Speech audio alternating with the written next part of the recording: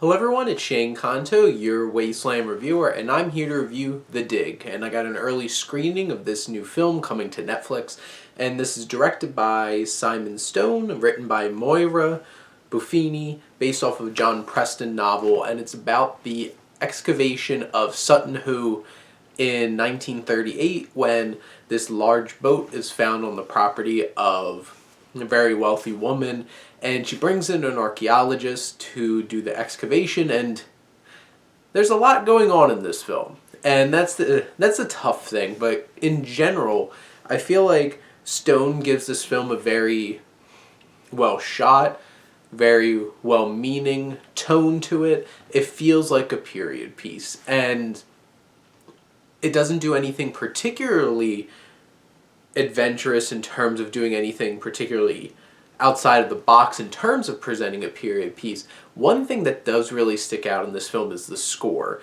and this is from Stefan Gregory, because this score is so emotive and rousing. Like, you're watching a bunch of people with a bunch of little brushes, like brushing off stuff and digging holes, digging up things out of the ground, and it feels so inspired and so impactful, and just like, see, that's what a score can do. And that gives this film a little bit more personality, where in general the film feels like I'm watching a period piece. And it's not like something like Emma that brings this vibrant, very beautiful color palette and this zippiness to everything. No, this film is very much, you feel like you're watching a very traditional kind of period piece, and you have a lot of different moving pieces, because you have Carey Mulligan, who's the woman who owns this property, who's sick, and there's that drama going on between her coming to grips with the fact that she's sick and dealing with the fact that her young son has already lost his father.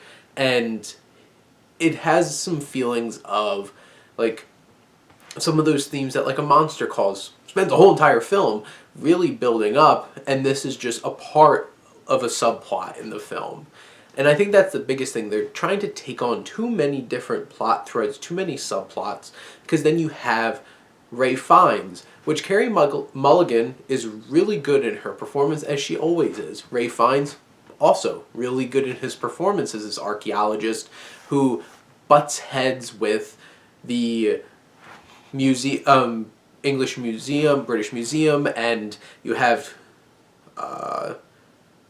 actor Ken Scott playing this Charles Phillips, who's from the museum, who's like, you need a real archaeologist to come in here. And there's that tension between them, questioning Fiennes' abilities, and everyone's doing their job well. They're playing their characters well. It's just there's a lot of moving pieces. That already seems like a lot. There's more.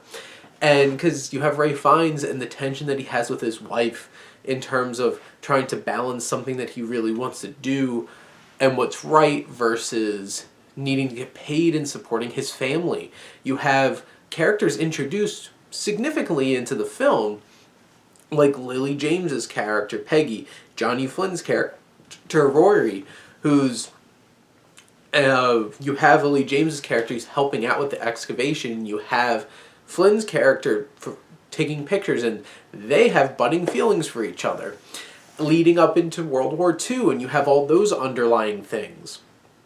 There's just a lot going on here, and where some of them would have been enough drama to wrap around this story, which at its core is supposed to be about this excavation.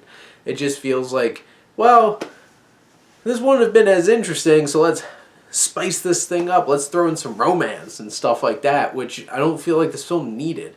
There's enough of that battle between who's going to be excavating this. There's that tension. There's moments where there's a cave-in and you're worried about Ray Fiennes' health and all these different kinds of things.